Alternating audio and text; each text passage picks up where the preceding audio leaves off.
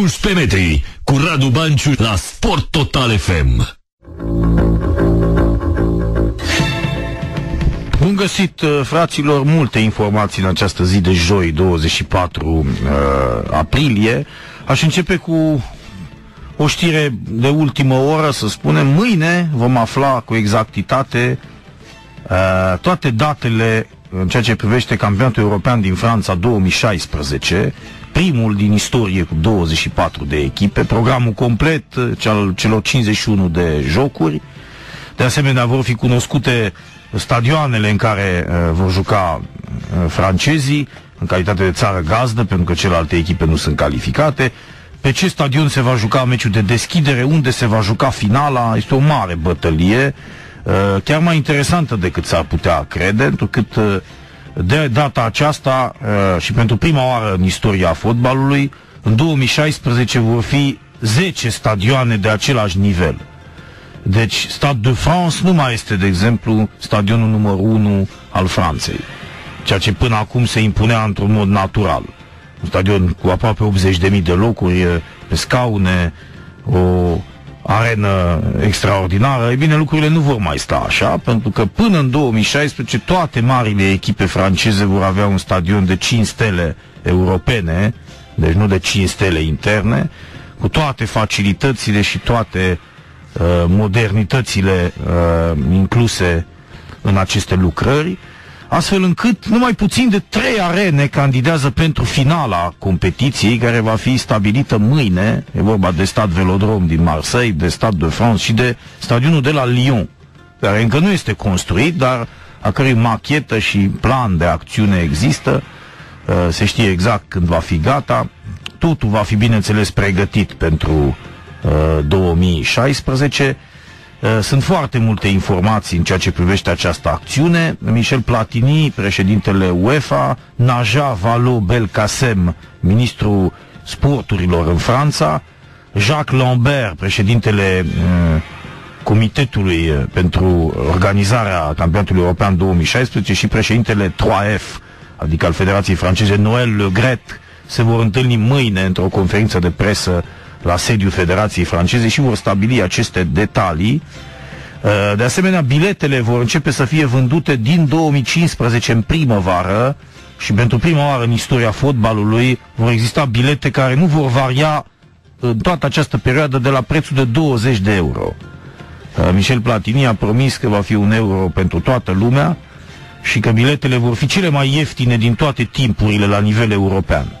Sigur că vor exista și bilete VIP de un preț cu totul aparte, undeva la 1000, 1500, 1800 de euro, dar până la prețul de 20 de euro, preț la care promite președintele UEFA, nu va lucra nimeni, deci el nu se va mai modifica și va fi la dispoziția celor care vor achiziționa aceste bilete, încă o dată spun, începând cu primăvara lui 2015. Fiecare stadion va găzdui 4 meciuri, dar cu echipe diferite. Nici o națiune nu va juca de 2 ori în același oraș.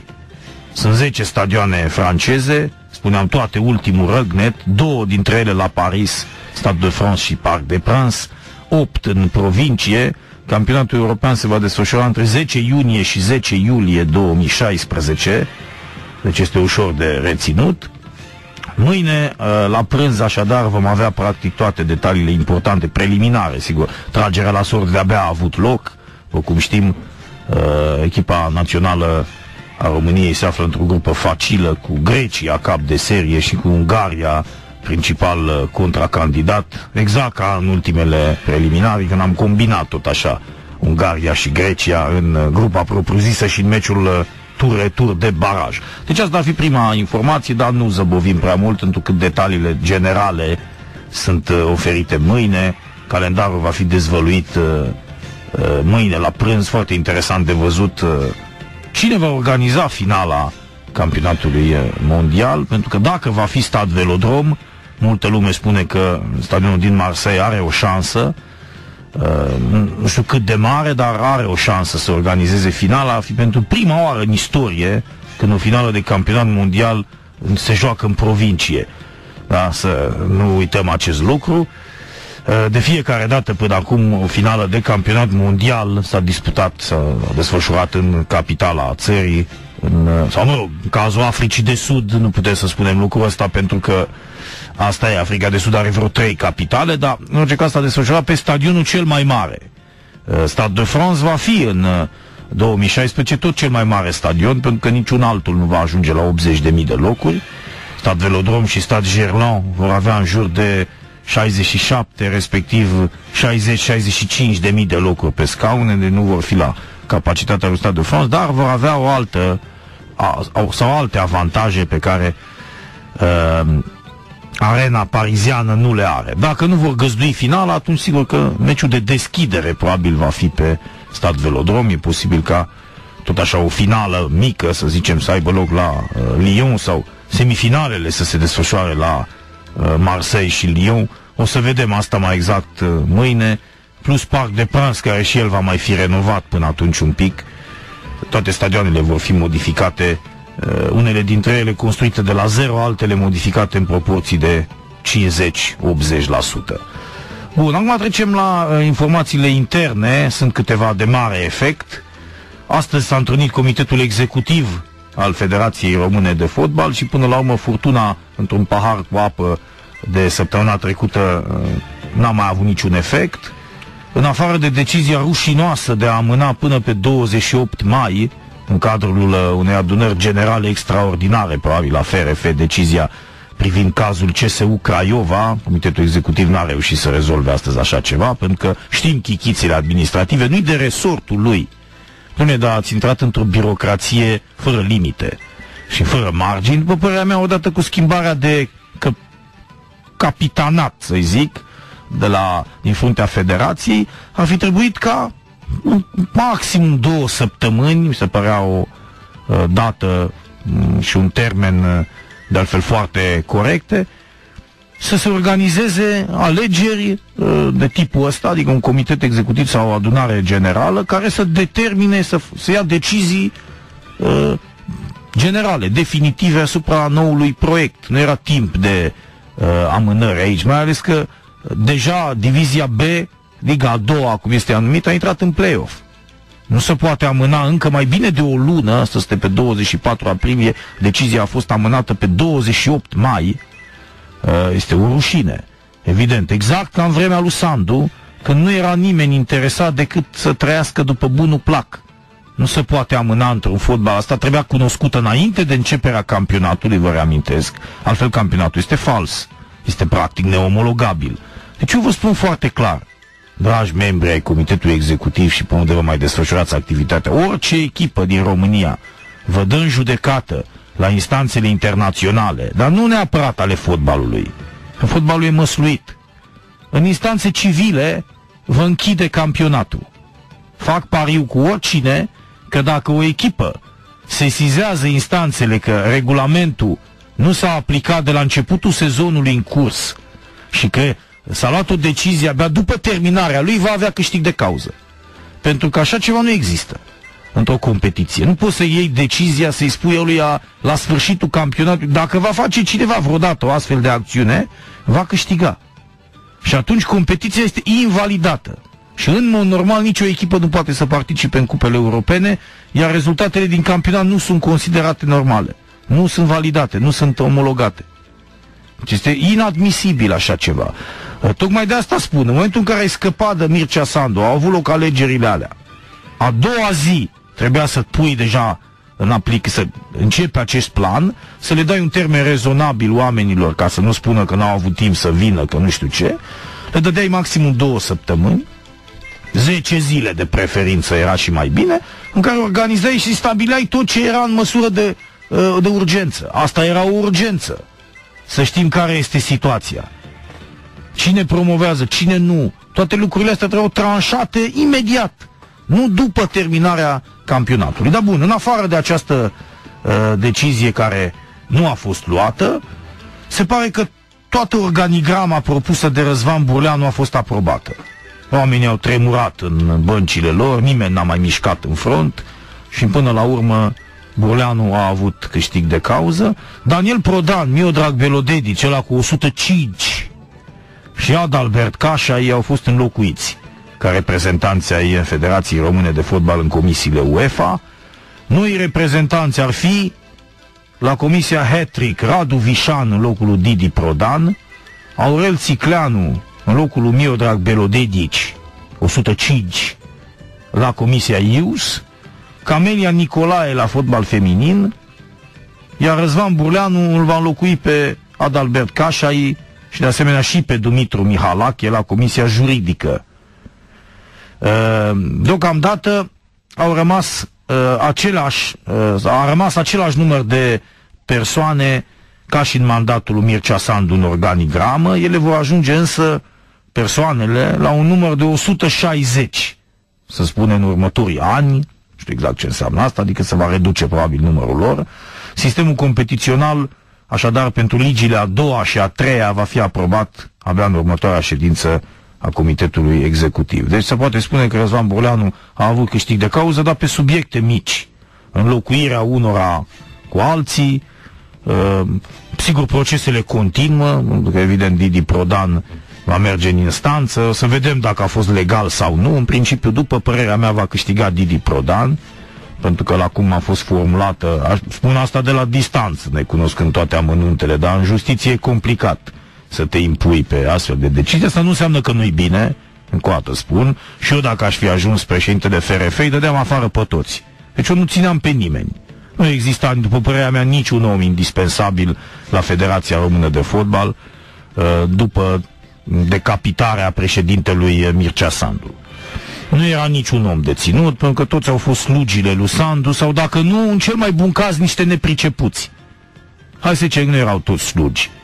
Erau nepricepuți atunci, pentru că oricum nu s-a făcut nimic. Dacă n-au fost în stare să aibă curaj să treacă peste Sandu sau să-i propună niște decizii corecte sau să facă să meargă într-un fel treaba, înseamnă că erau slugi. Deci doar două variante există. Trebuiau dați toți afară, după care te judecai. Federația Română de Fotbal își permitea de-a lungul timpului să îi despăgubească pe toți, mergeam în justiție, mă judecam câțiva ani de zile, dacă oamenii voiau. Sigur, le puteai promite tuturor, sau propune chiar, un aranjament amiabil. Domnilor, haideți să vedem, dacă ne înțelegem, dacă nu, duceți-vă în justiție. Până nu câștigați procesul, noi nu vă dăm niciun ban. Și stați așa neplătiți 4-5 ani sau 3-4 ani, cât Dumnezeu dura procesul ăsta, până în pânzele albe, până la ultima posibilitate de a face apel. Așa se face în țările dezvoltate, în țările unde oamenii acționează cu minte. Când vrei să schimbi ceva, nu se poate altfel. Ci dai, domne, pe toți afară, de-a doua zi nu mai vine nimeni și propui tu. Da? Vii tu cu niște propuneri, uite, ele au fost aprobate astăzi, atâtea câte erau, n-a mișcat nimeni în front, îți aduci oamenii tăi.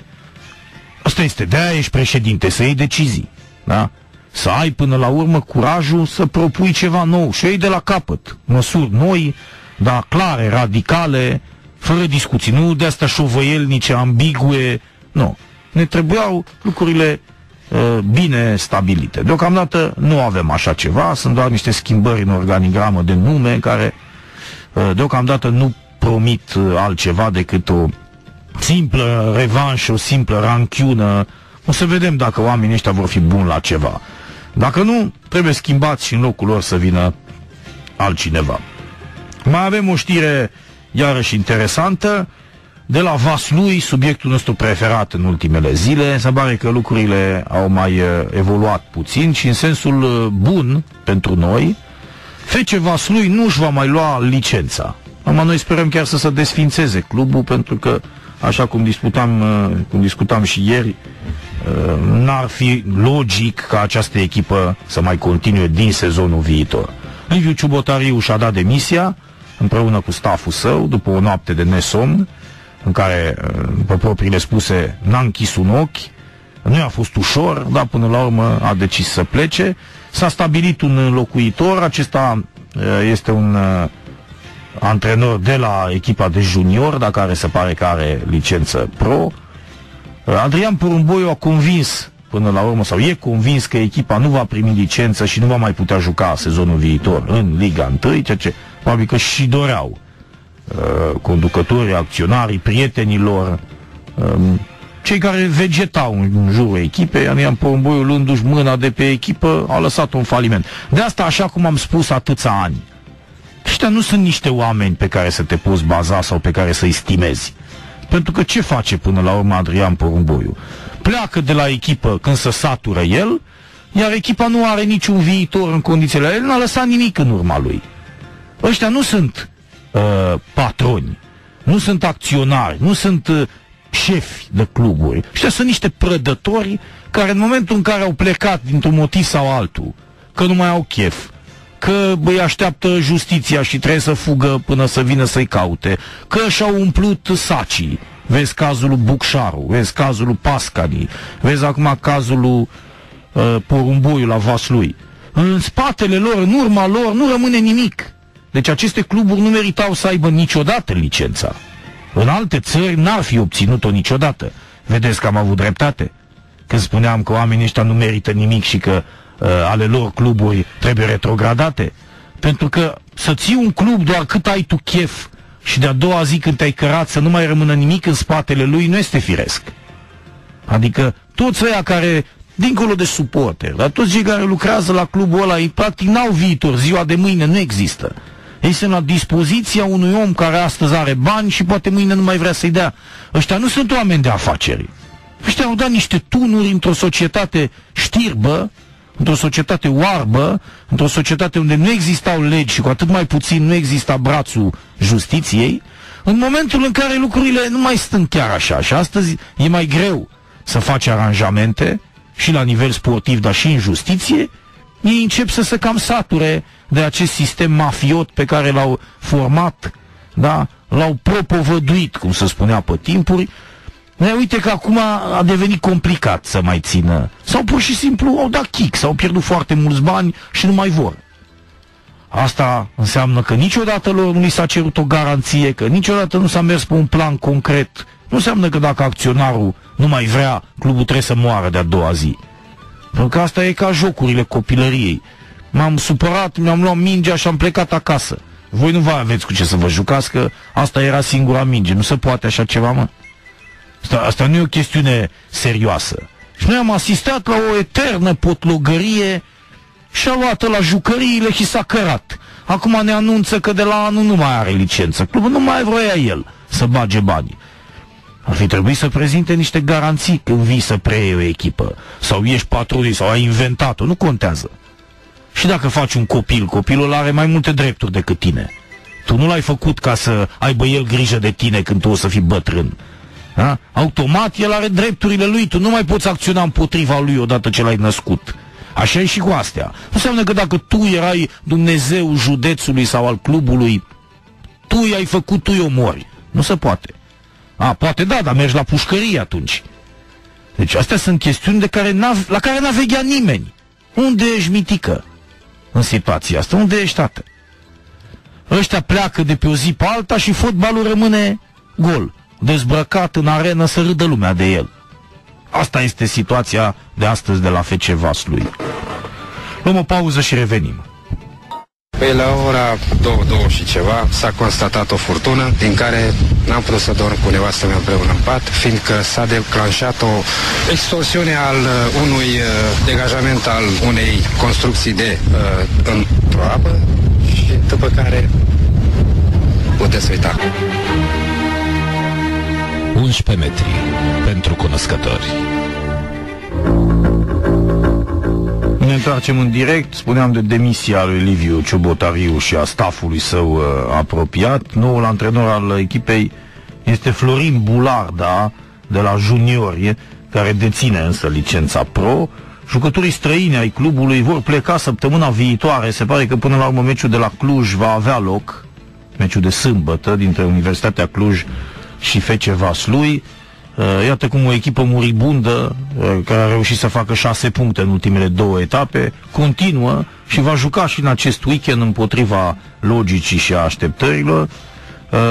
Mă tem că, fiind în fotbalul românesc, unde nimeni nu cunoaște legea și nimeni nu are principii, nimeni nu este demn și corect, mă tem că până la urmă această echipă va scăpa și se va alinia la startul noii ediții după niște furtișaguri de regulament cum am fost obișnuiți să trăim și până acum.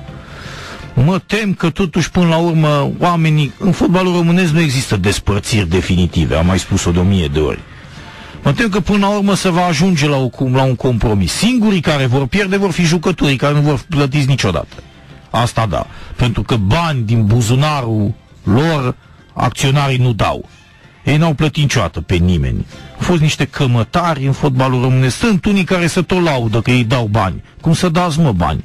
A da bani nu înseamnă a retrage banii ca dintr-un bancomat de la clubul de la care pleci.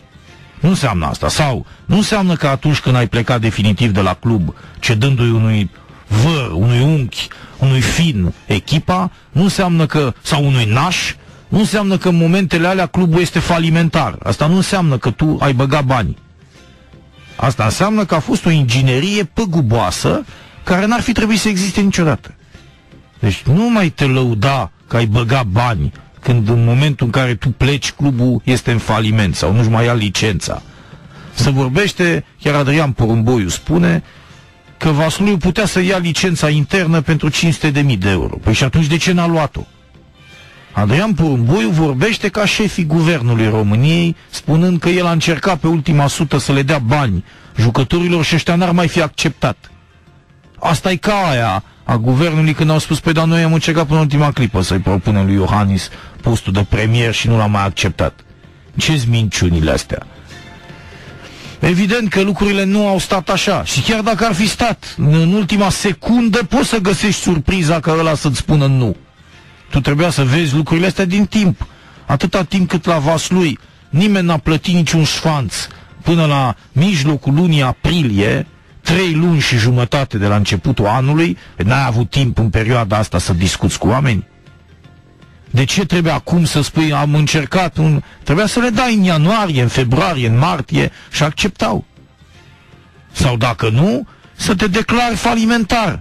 Sau să faci ceva, nu știu, să spui din timp, bă, fraților, în 25 decembrie, de Crăciun, sau, ok, poate nu, poate la începutul lunii ianuarie, să le spui, tată, nu mai am bani. Nu stați până în aprilie, că oricum nu o să vă mai plătesc. Dar haideți că l-avem pe Liviu Ciubotariu la telefon, aflat în trafic, fostul antrenor al Vasluiului. Bună ziua! Da, bună ziua!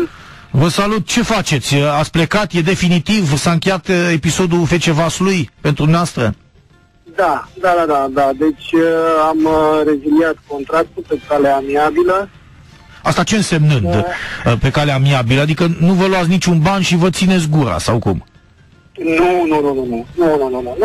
Eu vă spun că, mă rog, mi-a fost greu să iau această decizie pentru că mă atașasem foarte tare de grup, de echipă, am avut satisfacții împreună cu acest grup și nu mi-a fost ușor să iau această decizie. Însă au fost niște probleme mai vechi care eu le-am tot spus de câteva săptămâni încoace și nu mai este niciun secret. Restanțele financiare, am crezut că cineva se va sesiza și va încerca să alăture de echipă, dar din păcate nu s-a rezolvat și s-a ajuns până aici. Aveți măcar acum promisiunea că veți lua ceva din ce aveați de încasat? Eu aș fi, sincer, vă spun, foarte bucuros dacă s-a rezolvat problema la echipă și jucătorii să fie liniștiți, să poată să meargă să joace în continuare. Eu am avut o discuție și cu ei dimineață și le-am spus să dea dovadă de caracter cum au dat până acum, să antreneze, să joace în continuare, pentru că va fi benefic pentru ei. Da. Important este ca cineva să vină lângă echipă, să le dea, mă rog, ceea ce au de primit și atunci lucrurile cu siguranță vor intra pe un făgaș normal. Am înțeles că FC Vaslui nu mai poate să ia licența pentru sezonul viitor, deci nu va mai fi în Liga 1. Nu știu, vă rog să mă credeți, nu știu chestia asta. Am auzit și eu, am văzut de fapt, nu că nu știu, dar nu pot să vă explic, nu știu cât...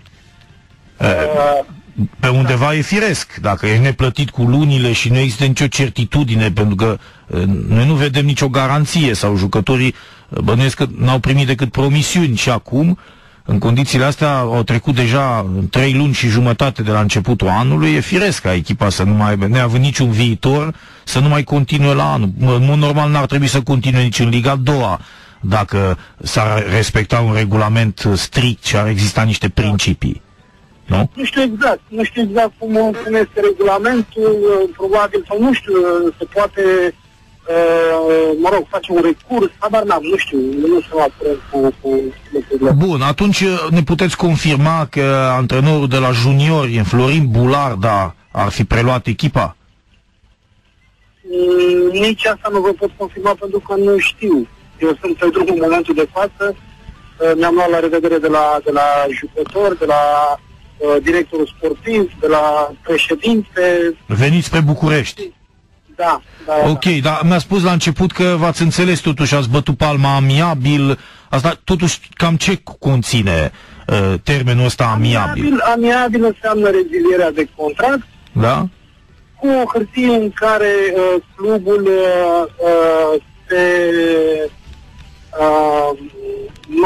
se obligă. Se obligă, da. Se obligă că îmi va plăti restanțele financiare. Până la ce dată?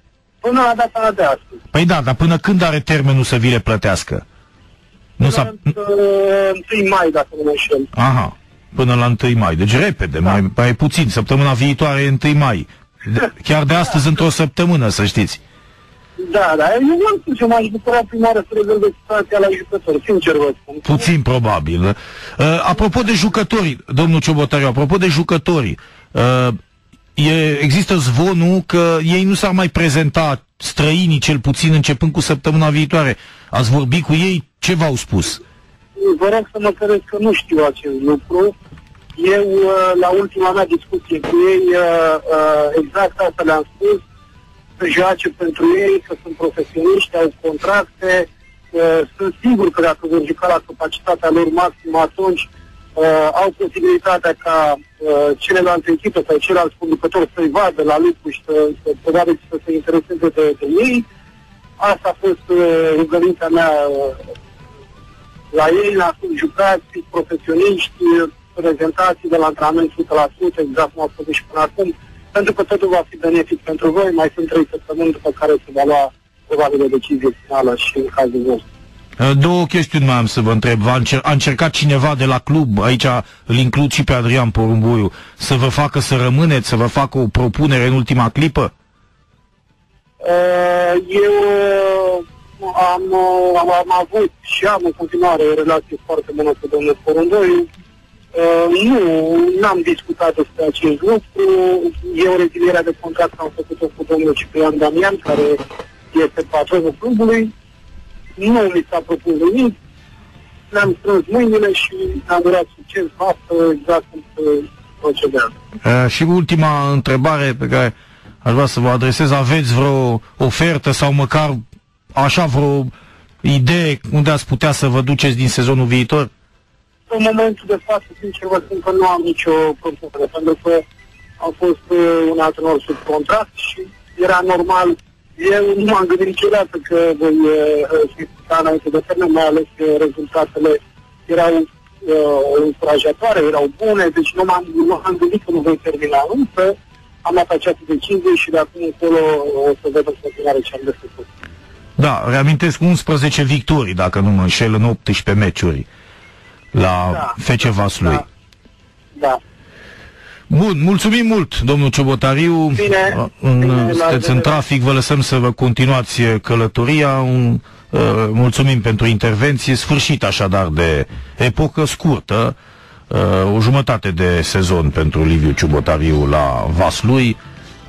Omul a plecat de acolo, echipa va fi condusă de un antrenor de la juniori pentru finalul acestui campionat și, după cum se întrevede, FC Vaslui n-ar mai trebui să figureze la anul în prima ligă, ceea ce sigur deschide noi orizonturi pentru codașii, pentru corigenții ligii întâi, care își pot face speranțe că, deși vor termina campionatul sub linie, vor putea să rămână pe prima scenă. Sigur că o să mai vorbim despre subiectul ăsta, dar deocamdată luăm o pauză.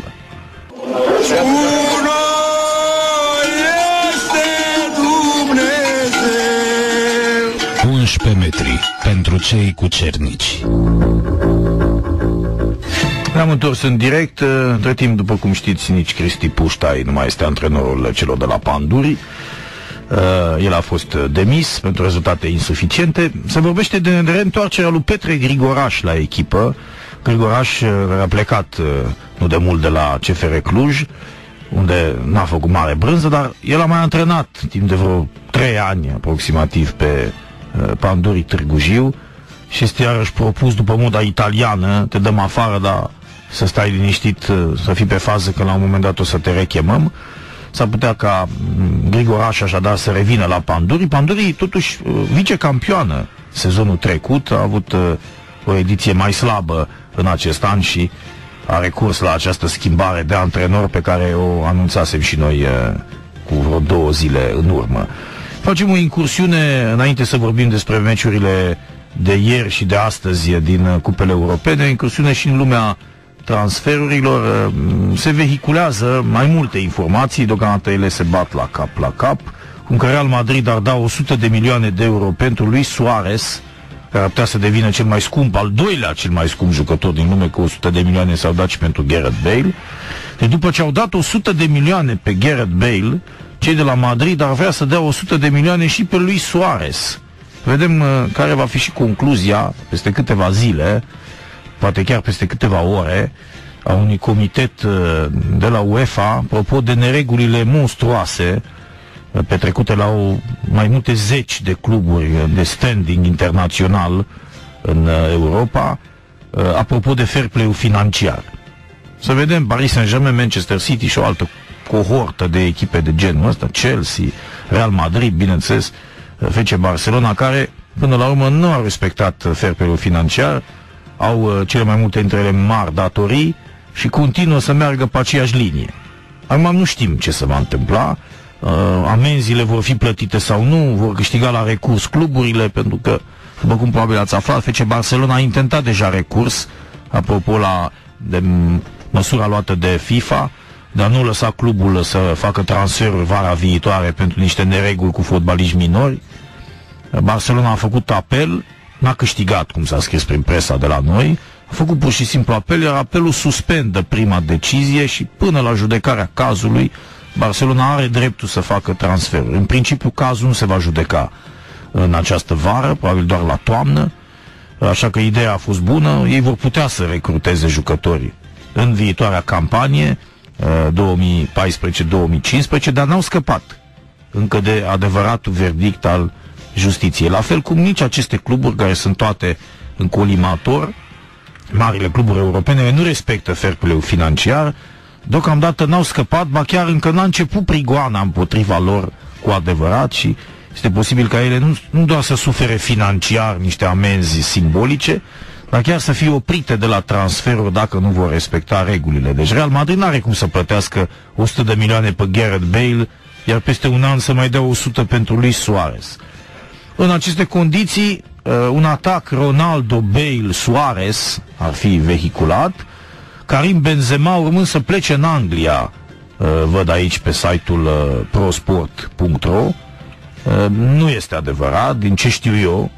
Karim Benzema nu se pregătește să ajungă la Arsenal, așa cum pretinde ziarul nostru, site-ul nostru mai degrabă.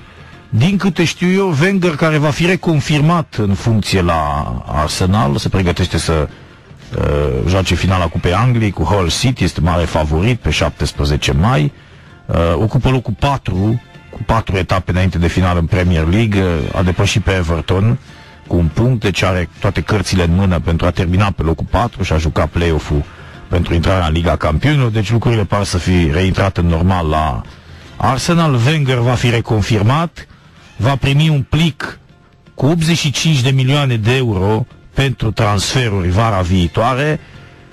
Am înțeles că oamenii pe care și dorește el în primul rând sunt 2 jucători de atac, Griezmann, francezul Real Sociedad, Antoine Griezmann, bascul, și Mario Mandzukic, îmi scapă acum exact prenumele lui, de la Bayern München, vârful lui FC Bayern München.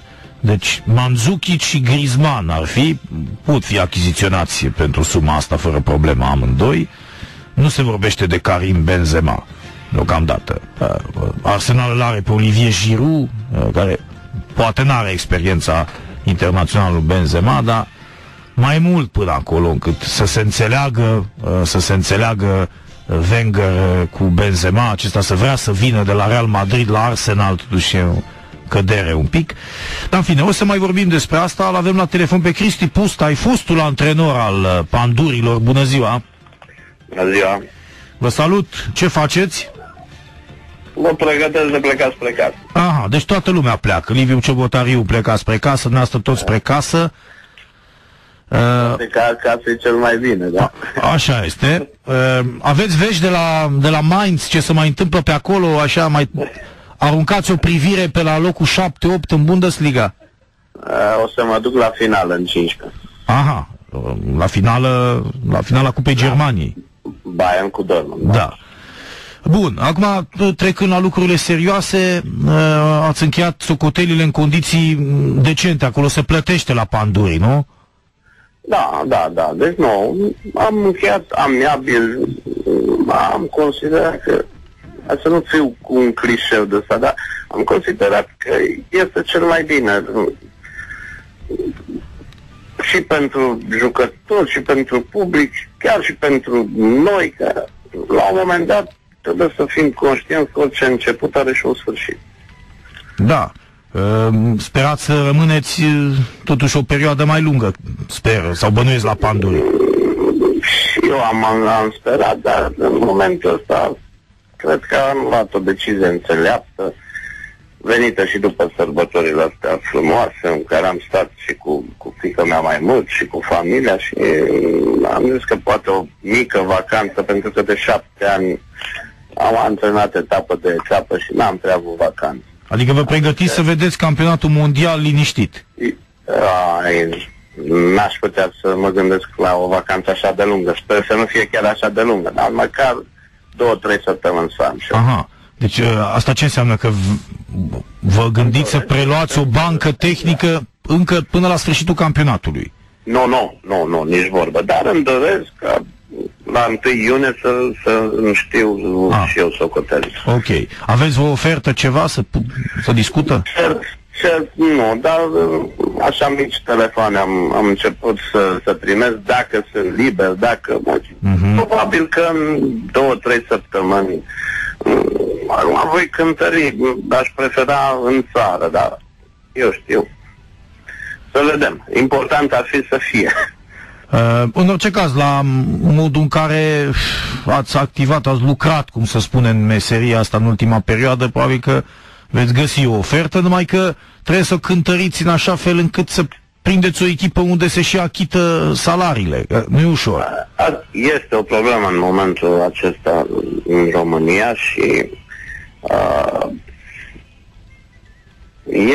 e greu de găsit așa ceva, nu sunt foarte multe, e drept, așa că va fi o alegere grea. Destul de grea, mai ales că... Am de unde să aleg, dar alegerea este grea. La ce nord-negri se anunță din toate părțile, pentru că nu știu ce e în interior, dar ce se vede pe afară, nu sunt foarte multe cluburi care sigur au la zi lucrurile astea. Mai ales că nici nu știm cine va juca în Liga 1 sezonul viitor.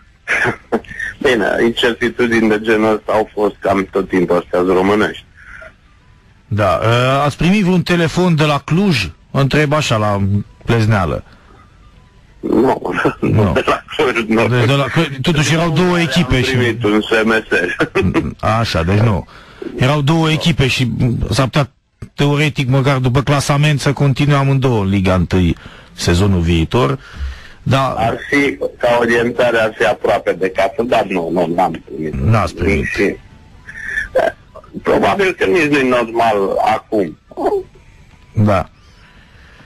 Bun, deci în condițiile astea mi-a spus că v-ați gândit după sărbători, că ați vorbit cu familia, înseamnă că de la club nu vi s-a reproșat mare lucru și că dumneavoastră ați fost cel care ați forțat plecarea, sau au venit și v-au spus, domnule, nu mai avem nevoie, hai să ne înțelegem amiabil, să ne despărțim? Nu. A fost o înțelegere amiabilă, datorată și faptului că situația echipe, deci nu era ceea ce ne-am așteptat și au fost discuții pe tema asta, să vedem, să luăm cea mai bună decizie, dar în principiu a fost alegerea mea, pentru că obiectivul 1-5 este încă realizabil, care era obiectiv la echipă. Da. Deci 1-5. Eu mi-am dorit și toată lumea și-a dorit 4, că ăsta mai duce în Europa și să vedem încă o dată, pentru că e cel mai frumos lucru ce se poate în viața unei echipe să participe într-o competiție europeană, să vedem și noi ce înseamnă fotbalul. Dar, deci obiectivul încă s-ar mai fi putut atinge. Înseamnă să facem un șoc, nu de adeptul metodelor și nici măcar limbajul ăsta de lemn cu șoc la echipă, cu schimbarea antrenorului, dar poate că este o soluție în ceasul al 12-lea și spre binele clubului, pentru că eu la clubul ăsta m-am simțit foarte bine și am avut o performanță mare în cariera mea, am trecut peste performanța obținută la media. Da. Normal să mă gândesc ce e mai bine pentru club. Lumea în tribună era nemulțumită și pe undeva normal că n-am câștigat 6 meciuri consecutive acasă. Cauze sunt și plecări de jucători și accidentări și ghinion și da.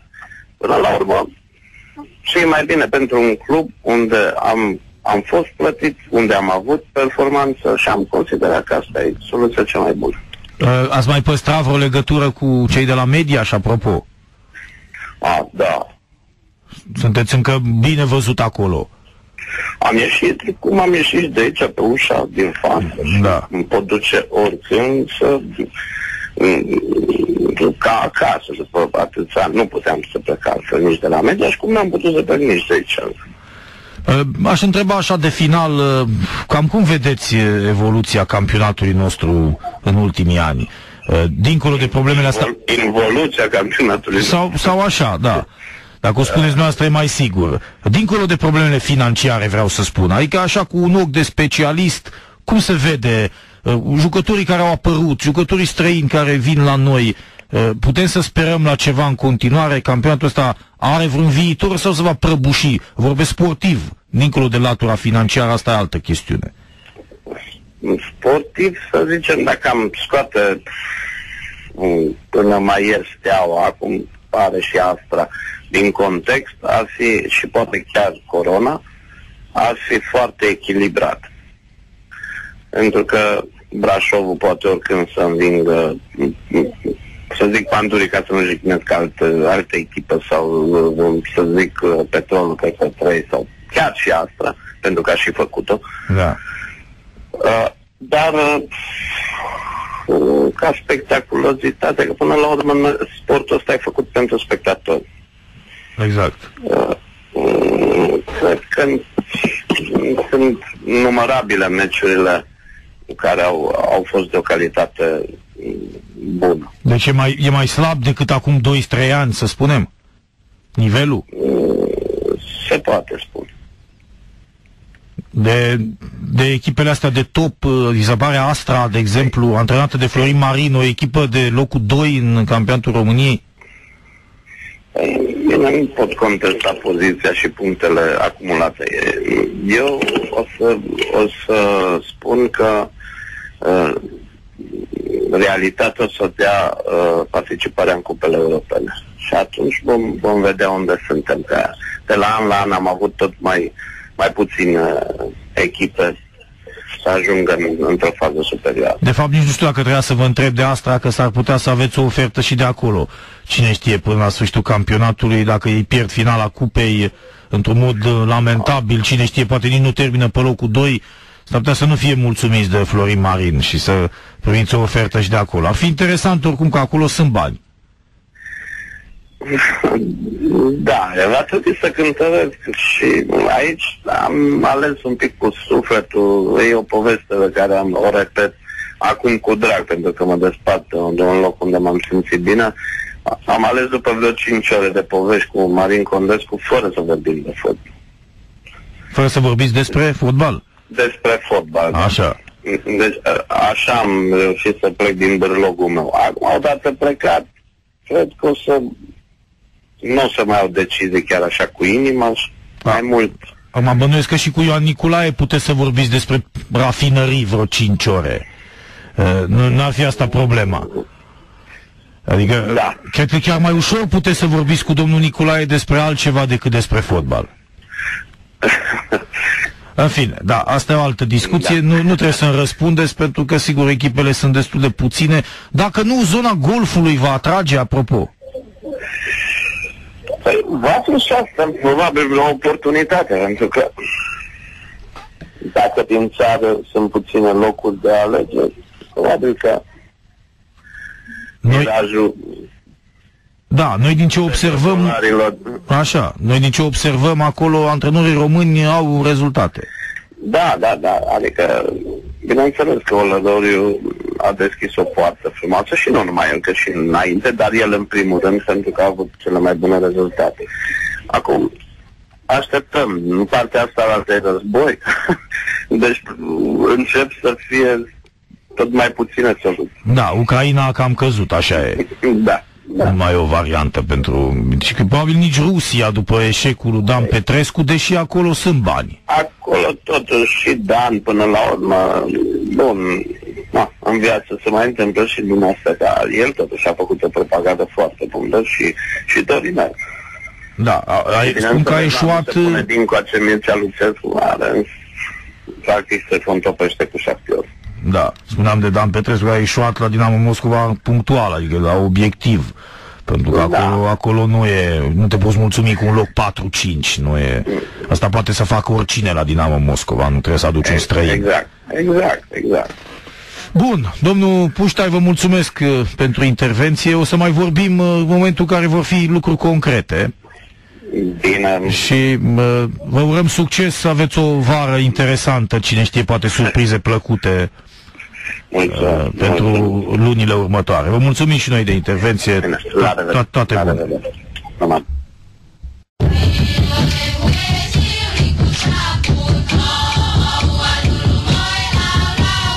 11 metri. Să fie pace, ca să nu fie război.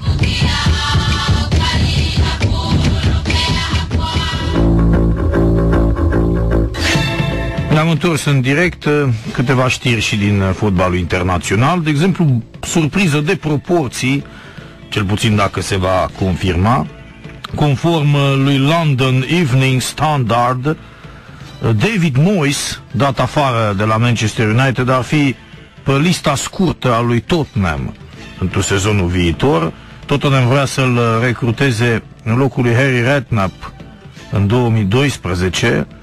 Până la urmă Moyes a rămas la Everton, a trecut la Manchester United sezonul trecut pentru un contract de 6 ani, plătit cu 6 milioane de euro pe sezon. Nu știu exact câte lire sterline înseamnă pe săptămână, că nu l-a mai prins pe Călin Mateș în ultima perioadă. Pentru a înlocui pe Tim Sherwood la sfârșitul acestui sezon, Tottenham încearcă să găsească un antrenor. Se pare că e pe cale să-l piardă pe Louis van Gaal, care, deși aproape că își dăduse acordul, ar profita de îndepărtarea lui Moyes de pe banca lui United și parcă s-ar duce totuși acolo hoțul. Louis van Gaal ar prefera o bancă mai solidă, cum pare să fie cea a lui Manchester United, cu posibilități mai largi, cu un buget poate un pic mai mare decât cel de la Tottenham. În orice caz, omul caută un confort, nu caută să facă treabă, se pare. În aceste condiții, Tottenham pe cale de a lua o plasă uriașă și de a angaja pe David Moyes, după ce s-a fript cu Andre Villas-Boas, care eșuase absolut lamentabil și la Chelsea. Deci cum Villas-Boas a eșuat de 2 ori la 2 echipe interesante din Premier League, Chelsea și Tottenham, și David Moyes ar putea să facă la fel cu Manchester United și acum tot cu Tottenham. Cariera lui Villas-Boas continuată la Zenit San Petersburg deocamdată nu este nicio realizare, niciun eșec, pentru că acolo bătălia cu Lokomotiv Moscova pentru titlu nu este un gaj că Andre Villas-Boas va reuși, chiar dacă se va impune și va lua campionatul. Vom judeca sezonul viitor în Liga Campionilor și eventual dacă reușite să ia un campionat al Rusiei cap-coadă, nu așa preluat cu câteva etape înainte de final. Sigur, ieri au fost toate proiectoarele, toți ochii ațintiți spre semifinala a doua de Champions League, Real Madrid Bayern München pe Santiago Bernabeu. Realul a câștigat cu 1-0, gol al lui Benzema în prima jumătate de oră. O victorie surprinzătoare a Realului, am putea să spunem. 2 meciuri în semifinalele Champions League și un singur gol marcat. E adevărat, după o fază de contraatac perfectă, Karim Benzema înscriind de la 2 metri practic cu poarta goală. Cristiano Ronaldo a fost titular, a fost înlocuit de Gareth Bale pe final. A ratat o minge de 2-0 Ronaldo. Realul a avut 23% posesie în prima repriză față de 77% cât a avut Bayern München. În repriza a doua, să spunem că lucrurile s-au mai echilibrat un pic, dar oricum Bayern a fost vioara întâi și, după părerea mea, meciul n-ar trebui comentat la rezultat. Bayern München a fost cu cel puțin o clasă peste Real Madrid, adică diferența era absolut netă între ce juca Bayern München și ce juca Real Madrid. Real Madrid chiar poate nu s-ar putea spune că a intrat cu autobuzul în propria poartă, dar în orice caz a fost stânjenitor de slabă. În afară de fazele de contraatac, da, să joci pe contraatac când ai o echipă cu Ronaldo, cu Di Maria, cu Benzema, chiar cu Modric și finalmente și cu Bale, nu e nicio găselniță. Deci Carlo Ancelotti și-a demonstrat încă o dată profund limitele, nepropunând nimic decât o frică de asta viscerală să nu cumva să încaseze gol.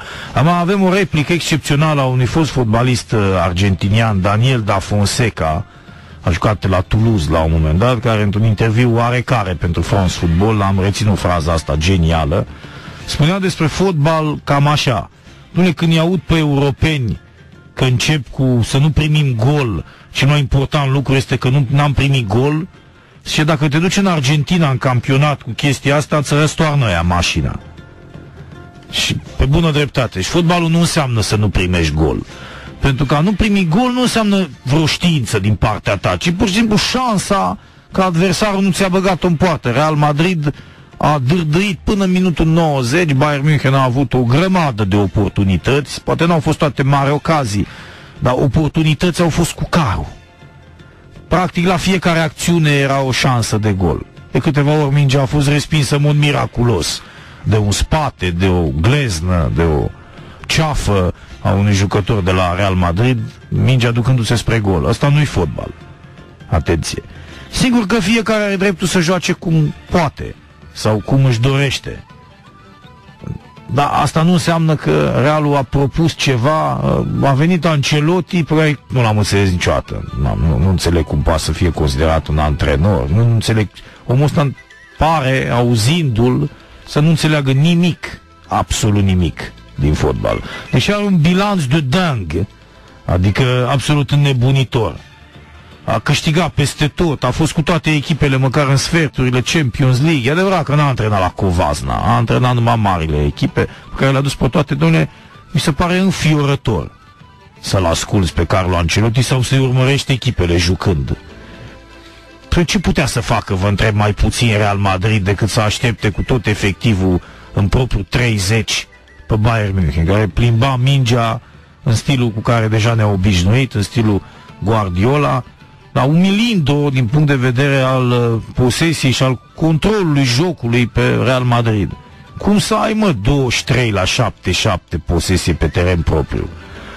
După părerea mea, un antrenor demn de Real Madrid, chiar dacă nu era la înălțimea lui Guardiola sau a echipei pe care Guardiola o propunea, jucând pe Bernabeu, cu stadionul plin, în semifinalele tur ale Champions League, trebuia să moară cu Bayern München de gât, nu să joace la 1-0 sau la 0-0. Trebuia să încerce să fie peste Bayern München în orice moment.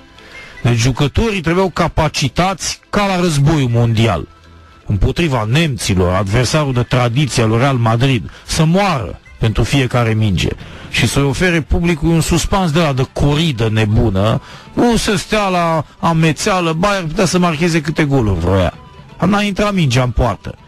Este o tactică penibilă pentru... Asta este exact aspectul cel mai urât al fotbalului de astăzi. Jucat la mica ciupeală, sigur Real Madrid va juca identic și în retur, la München. Va sta în apărare, dacă Bale și cu Ronaldo vor fi amândoi titulari, Benzema și el acolo, vor avea 3 oameni rapizi de contraatac care pot să facă praf, sigur orice apărare. Asta nu-i fotbal.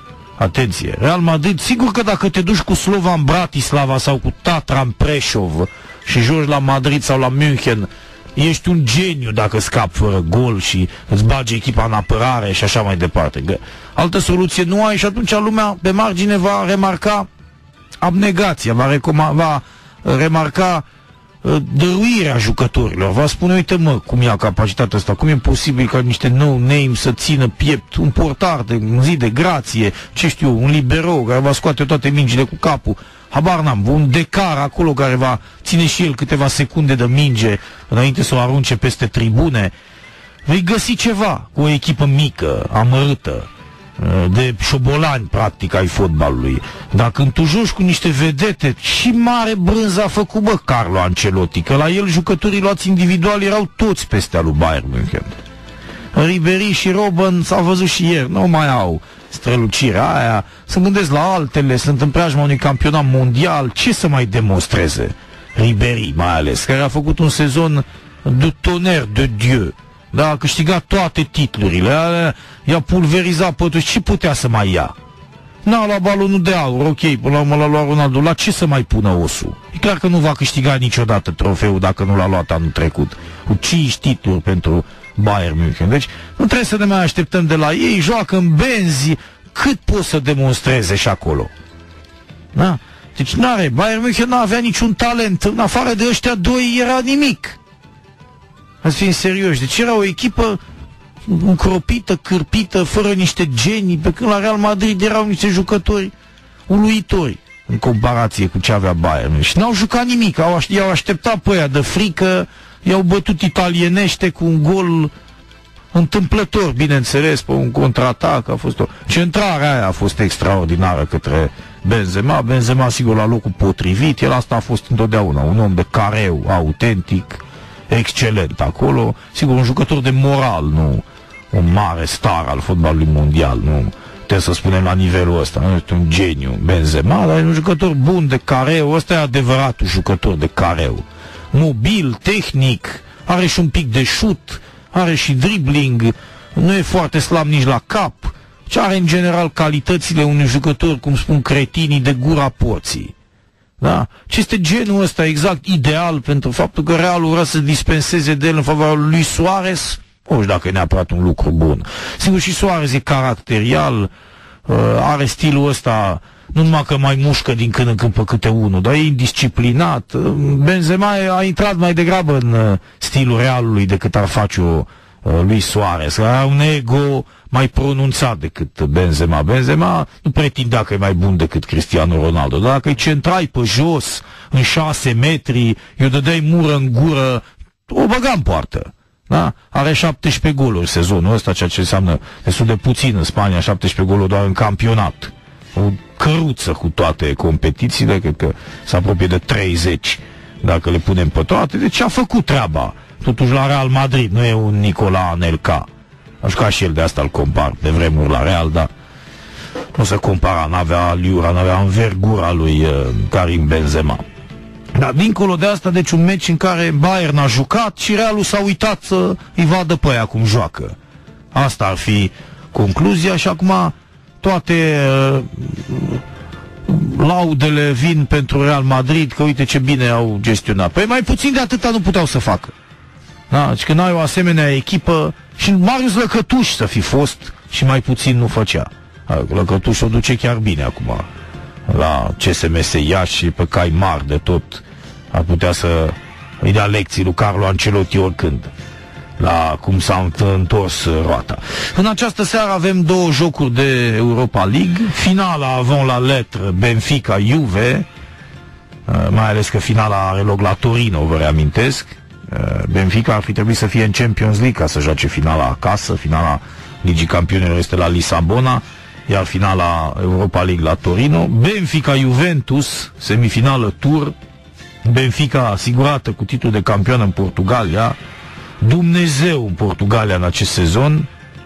Iată, a reușit să ajungă fără să facă mare zgomot până în semifinale. Juventus, într-un sezon de grație, a rupt tot în competiția internă, are doar acea sincopă teribilă cu ratarea calificării într-o grupă mai mult decât accesibilă în Champions League, dar oricum, dacă face dubla Europa League pe teren propriu, campionatul Italiei, mai ales la parcursul pe care l-a avut, eu spun că are un sezon reușit. Celălalt meci este Sevilla-Valencia. Sevilla pare să fie mai în formă, echipă care încă păstrează șanse la play-off-ul Champions League, e la 3 puncte de Athletic Bilbao în campionat, cu 4 etape înainte de final. Valencia, care întâlnește pe Atletico Madrid în campionat în acest weekend, nu prea mai are șanse decât să mizeze pe acest trofeu, care îi asigură prezența în Europa League la anul. Această regulă a fost finalmente votată de UEFA, obții trofeul, te califici indiferent de locul pe care l-ai în campionat sezonul viitor în competițiile europene. Sevilla pleacă favorită, o să vedem dacă va reuși să se descurce, pentru că atunci când două echipe din aceeași țară se întâlnesc într-o competiție europeană, nu prea mai există o diferență de valoare. Nivelele sunt aproximativ identice. Să nu uit, vreau să spun o chestiune pe care poate nu o cunosc toți ascultătorii iubitori de Premier League, înainte de a lua o pauză. José Mourinho se pare că are acordul clubului pentru a folosi echipa a doua, sau mă rog, o echipă net modificată pentru derbiul cu Liverpool de duminică. Chelsea a renunțat în mod oficial, fraților, la titlu. Deci FC Liverpool este practic în mod oficial campioana Angliei în acest sezon. Chelsea lasă deoparte competiția internă, nu pentru că ar mai fi avut șanse sau pentru că îi face un cadou lui Liverpool. Chiar și dacă ar fi bătut pe Anfield, Chelsea nu putea să ia campionatul, mai avea nevoie de încă un pas greșit al lui Liverpool. Ori José Mourinho, care oricum va fi privat de Petr Cech și de John Terry, între alții, nu mai mizează pe campionat, preferă să se concentreze pe Liga Campionilor, unde are o carte mare de jucat. Trebuie să câștige pe Stamford Bridge miercurea viitoare cu Atletico pentru a se califica în finală. Ori în finală Mourinho știe ce are de făcut, indiferent cu cine va juca, că va fi Realul sau Bayern, el va juca la mica ciupeală, strângând din pumni 120 de minute, dacă va fi cazul, să-și păcălească cumva adversarul net superior. El se va apăra, nu va juca nimic, la mica ciupeală, dacă va ieși ceva, să-și bate adversarul. Că va fi vorba de Real, că va fi de Bayern. Dacă va fi vorba de Bayern, 90-10 va fi posesia pentru Bayern München. Chelsea a avut 35% posesie cu Paris Saint-Germain. Ce să mai discutăm cu Bayern München? Deci va sta la cutie tot meciul, să ajungă însă în finală, că să descurcă el acolo. Cu Guardiola, marile lui meciuri, ce va fi, o să vedem. Dar în mod oficial, practic, trebuie să anunțăm ascultătorii, Chelsea a renunțat la titlu în Anglia, indirect, sigur că îi lasă drum liber lui FC Liverpool, care așadar nu mai are niciun obstacol. Cormoranii, cum mi se spune lor, vor câștiga probabil meciul cu Chelsea, nu la un scor de forfet, dar îl vor câștiga, probabil, mesiți cum sunt, iarăși cu o găruță de goluri după ei. Îi vor lăsa deoparte pe cei de la Chelsea. Chelsea are asigurată prezența în Liga Campionilor sezonul viitor. Trebuie să termine pe primele 3 locuri. Probabil va termina pe 3. Dacă ia bătaie la Liverpool, Manchester City, având cu horta aia de meciuri restante, nu se mai termină, îi va depăși până la urmă pe Chelsea. Dar locul 3 e suficient. Nu o să depășească Arsenalul pe Chelsea, că nu prea mai are cum. Bun, o pauză și ne întoarcem pentru finală. Cu ce vă spălați pe cap? Cu oțet. Dar de ce? De mere. 11 metri, 100% natural. Ne întoarcem, fraților, pe plan intern un pic pentru finalul emisiunii.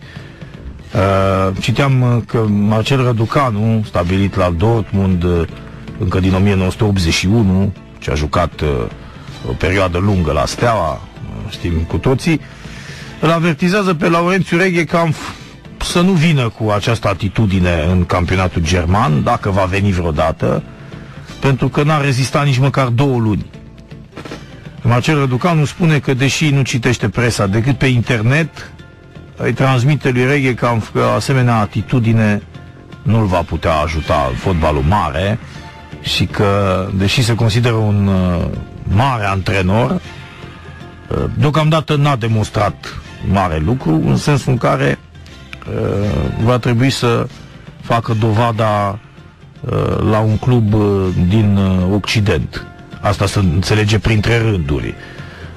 Deși confirmă Marcel Răducanu că până acum rezultatele lui Reghekamp au fost ok pe plan intern, la modul în care el se comportă cu persoanele din jurul lui, modul în care a vorbit cu selecționerul Victor Pițurcă și așa mai departe, nu l-ar recomanda pentru fotbalul serios. Reghekamp ne-a spus în direct la emisiune că nu dorește deocamdată să plece în Germania și că mai mult ca sigur va rămâne la Steaua și anul viitor, că mai are contract un an. Varianta vehiculată în presă probabil era totalmente falsă, aia cu FC Nürnberg, o echipă care mai mult ca sigur va retrograda de altfel în Zweite Bundesliga. Interesant însă ce spune Marcel Răducanu, că în Germania sunt foarte mulți antrenori șomeri de bună calitate, care stau la coadă să prindă un loc în prima și a doua divizie după ce au fost dați afară de la diferite cluburi. Evident, peste tot în lume sunt antrenori șomeri, mai ales că piața antrenoratului este liberă, poți să aduci un antrenor din Noua Zeelandă. Dacă îl consider mai bun, nu trebuie să iei unul de lângă propria ta casă. Sigur că sunt antrenori în această situație, asta însă nu l-ar împiedica pe Reghekamp să vină acolo. Nu înseamnă că un club va alege un antrenor german doar pentru că dă de muncă unuia din țara lui. Lucrul ăsta nu se întâmplă nicăieri într-o societate privată, știm foarte bine.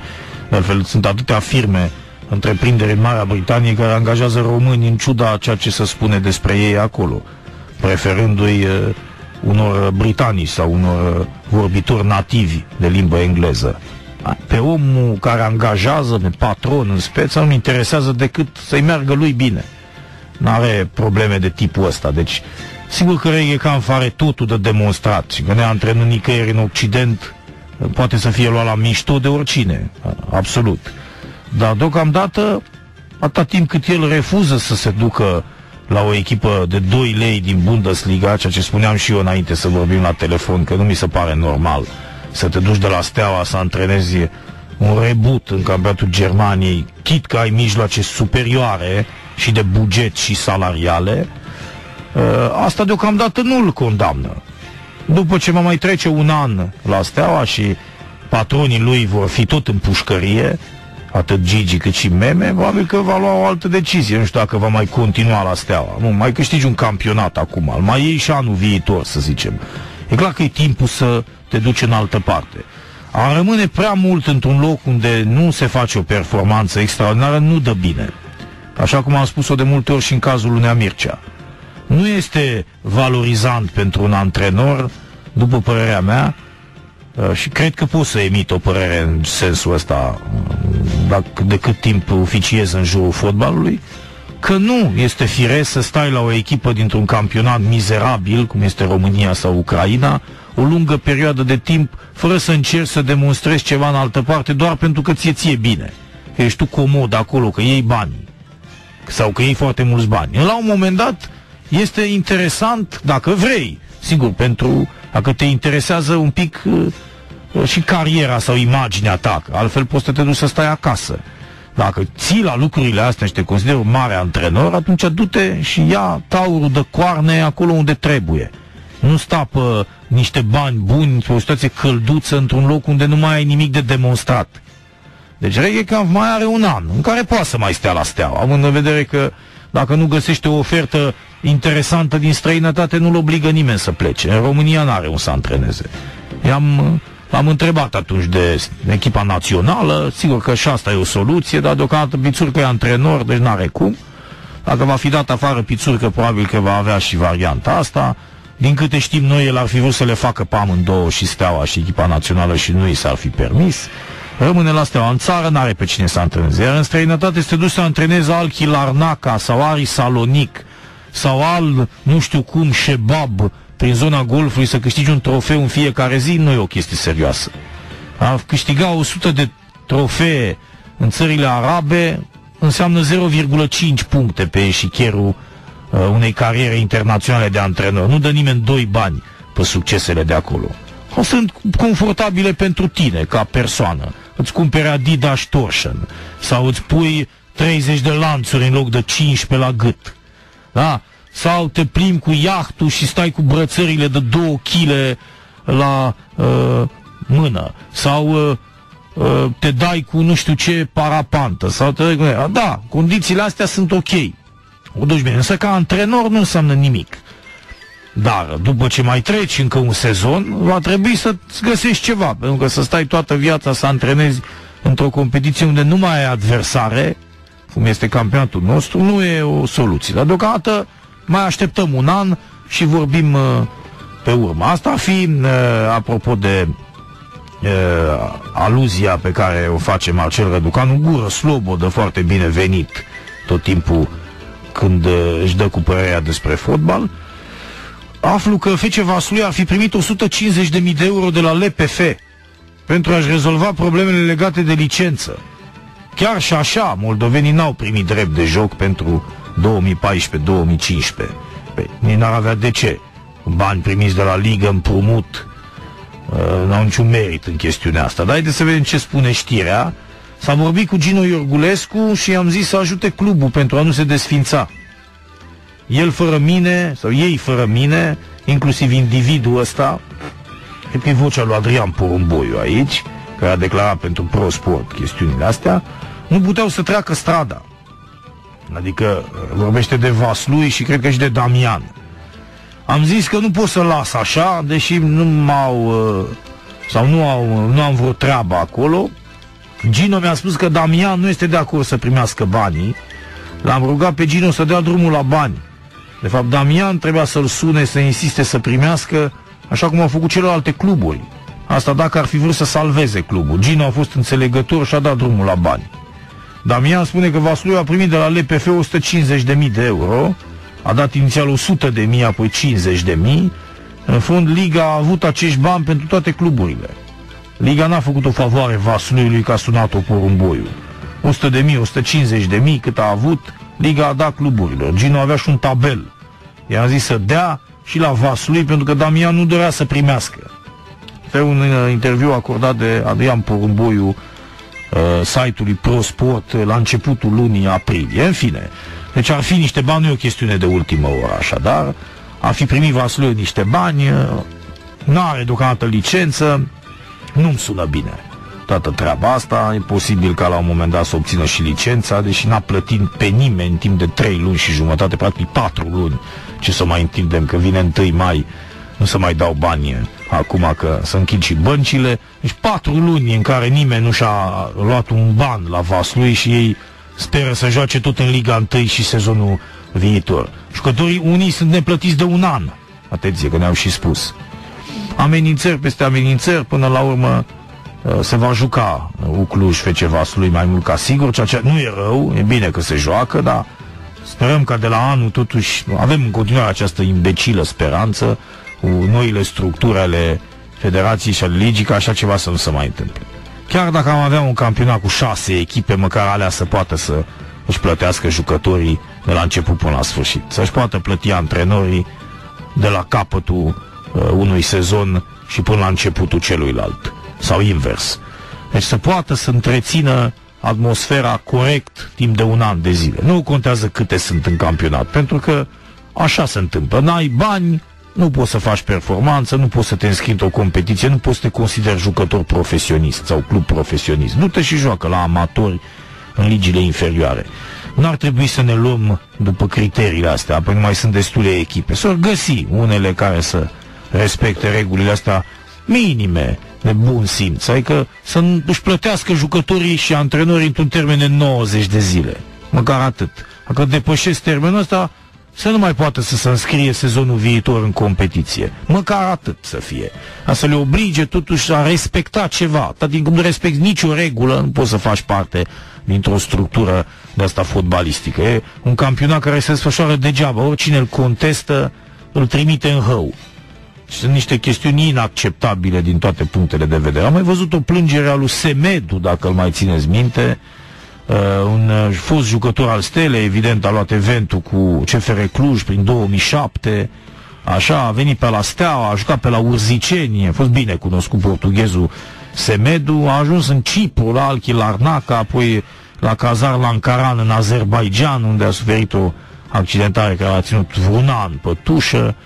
Vorbea așa cu amărăciune în glas, am citit ceva mai devreme un interviu cu el, spunea despre Gigi Becali, habar n-are de fotbal, nu l-a înțeles niciodată, se vede că n-a fost fotbalist, el credea că jucătorul e o marionetă de care să dispui cum vrei tu, ca pe PlayStation, nu, că Gigi nu știe nici de PlayStation.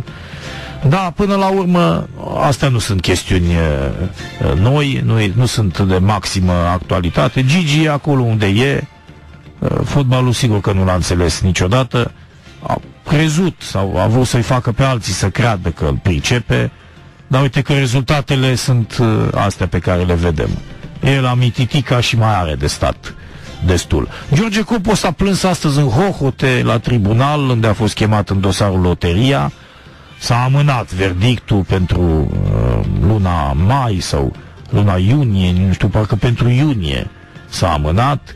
În orice caz nu-i de actualitate, va fi o pauză mare până când se va da acest verdict. George Copu s-a întors în celulă, a plâns ca un copil, încercând, Dumnezeu știe ce, să influențeze pe aia pe acolo, nicio legătură cu realitatea, un om slab, o zdreanță practic de om, dar măcar atâta demnitate să fie avut în condițiile astea, după ce știe cât a furat Dumnezeule și cât rău a făcut echipei pe care a patronat-o, dincolo de hoțiile lui individuale.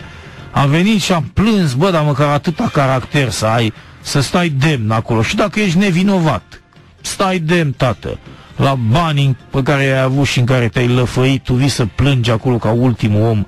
Acum nu mai ai tupeu. Acum nu te mai lauzi, nu ne mai păcălești cu cozonacii și cu prăjiturile tale de 2 lei. Acum plângi, a plâns cât l-au ținut în sala de judecată, de zici că era o fetiță de aia bătută la locul de joacă. Halal să-ți fie, Nea George, uite că ți-a trecut sărbătoarea și am uitat ieri să spunem la mulți ani. Mai bine. Ne reauzim mâine, fraților, toate bune.